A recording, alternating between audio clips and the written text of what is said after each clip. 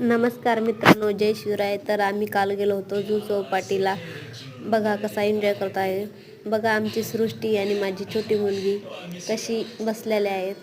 तर त्या कशा एन्जॉय करतात. तर व्हिडिओ आवडल्यास लाईक आणि सबस्क्राईब करा.